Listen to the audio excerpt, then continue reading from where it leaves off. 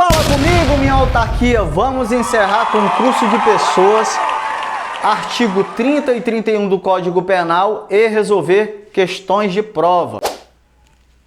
Daremos continuidade ao estudo do concurso de pessoas. Esse é o terceiro e último vídeo sobre este tema. Nós abordaremos os dois últimos artigos e resolveremos uma questão para que os senhores tenham uma noção de como a banca se comporta concernente ao concurso de pessoas. Bem, no artigo 30, o legislador diz que as circunstâncias e condições de caráter pessoal não se comunicam. O que quer dizer isso? Se temos duas pessoas envolvidas no mesmo contexto fático, na prática do crime, ora, ali há o ajuste, ali há o domínio do fato, eles estão praticando um crime em concurso de pessoas. Imaginem os senhores que o crime é de roubo e um deles está portando uma pistola. Esta circunstância, esta condição da presença de uma arma de fogo, por mais que seja carregada apenas por um dos agentes do crime, é uma condição, trata-se de uma condição, de uma circunstância relativa ao fato, ao crime. Esta condição ou circunstância relacionada ao fato, à prática criminosa, ela vai ser comunicada a todos os agentes, posto que no próprio 29 caput diz que aqueles que concorrem de alguma forma para um crime ficam sujeitos à pena a este combinado. Isto é, a ação ou omissão criminosa no concurso de pessoas, ela vai alcançar todos os agentes. Mas no que diz respeito a condições e circunstâncias pessoais, não poderá ser comunicado. Vou dar um exemplo. No caso da arma, a circunstância, a condição não é pessoal. A arma não faz parte de uma pessoa. Diz respeito a um instrumento utilizado para o crime. E a presença deste instrumento manifesta a violência, que por mais que seja um crime patrimonial, ele deixa de ser furto para ser roubo pelo emprego da violência ou grave ameaça. Então, a presença de uma arma num crime praticado por duas pessoas, os dois vão responder por roubo, por mais que um apenas está conduzindo a arma.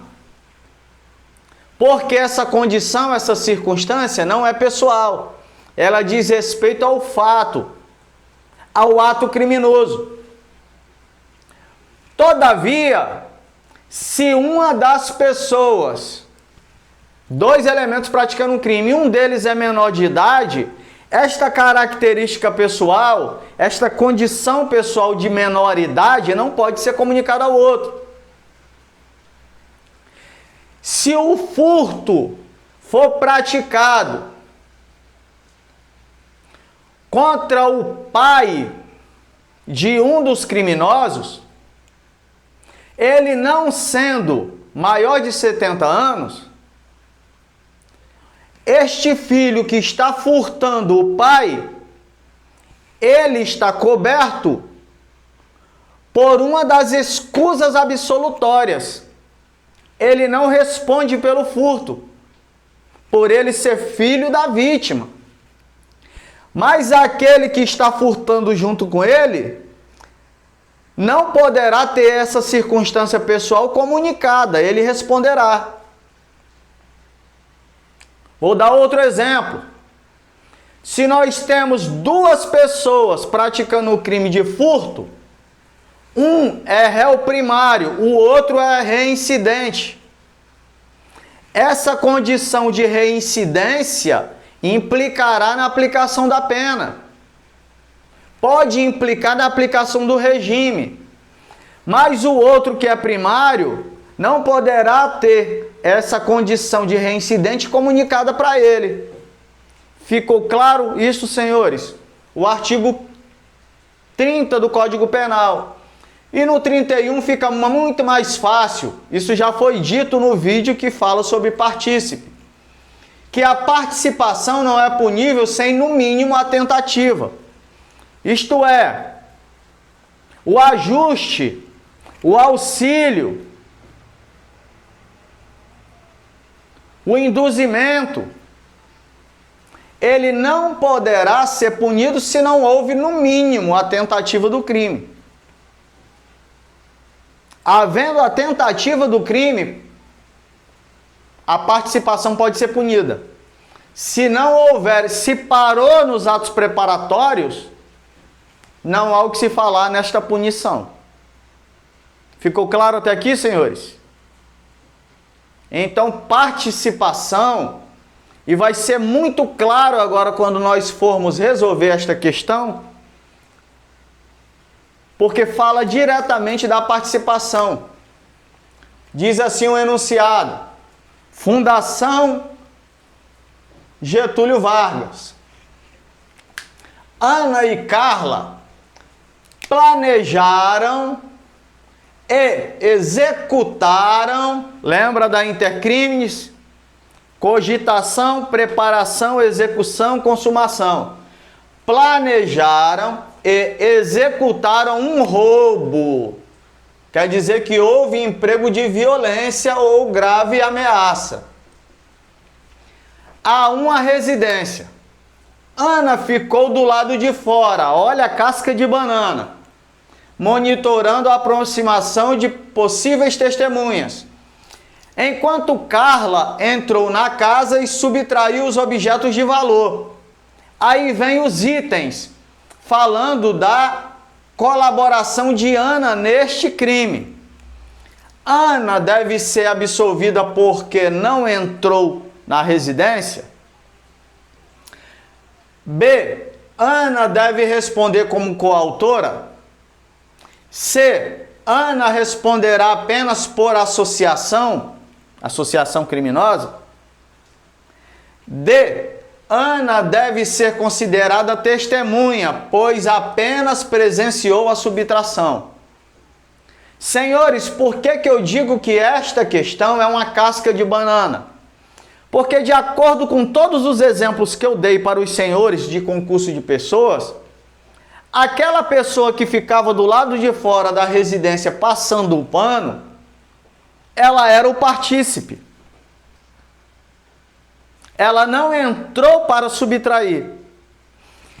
Então, se nós ficarmos com esse pensamento engessado, coisa que o operador do direito não pode fazer, porque os senhores, quando vem um enunciado ou um caso concreto, os senhores, na condição de advogados, os senhores têm por obrigação de lidar como se fosse um cirurgião abrindo um corpo vivo, identificando órgãos, identificando tudo que for de corpo estranho.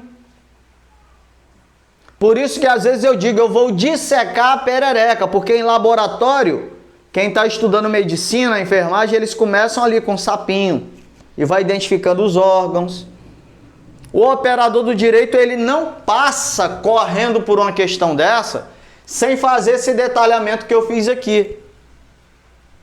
Porque, por mais que diga que Ana ficou do lado de fora e não entrou para subtrair, a questão me diz que é roubo, e se é roubo, tem a presença de violência.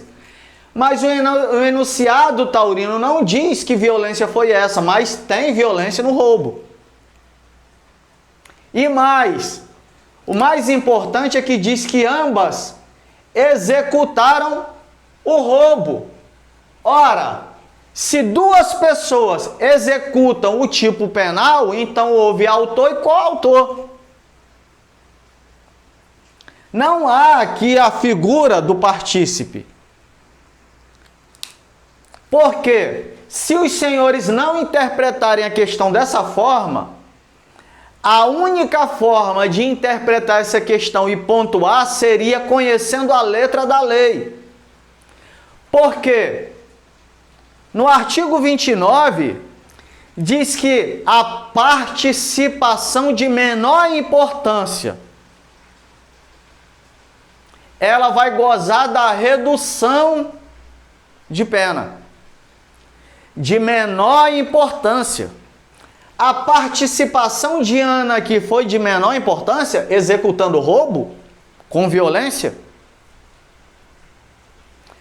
por mais que diga que em determinado momento ela ficou do lado de fora enquanto a outra invadia a residência para subtrair, mas se diz que é roubo, não se trata da violência de quebrar uma porta, de arrombar a casa, porque aí não seria roubo, seria furto qualificado. Com rompimento de obstáculos. Se eu arrombo a porta de uma casa para pegar o que tem dentro, é o furto qualificado pelo rompimento de obstáculo. Não é roubo. Se fala roubo enunciado, teve alguma violência que ele não detalhou aqui, mas tem a violência. E diz que se Ana participou da execução do roubo, então ela participou da violência.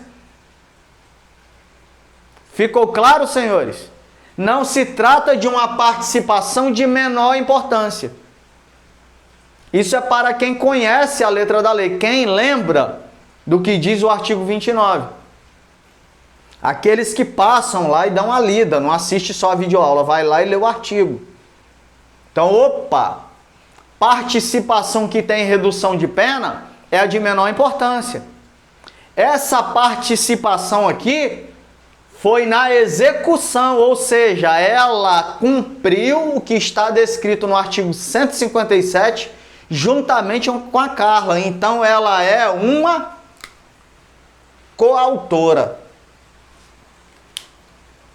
Ficou claro, senhores? Por eliminação, Ana deve ser absolvida? Jamais.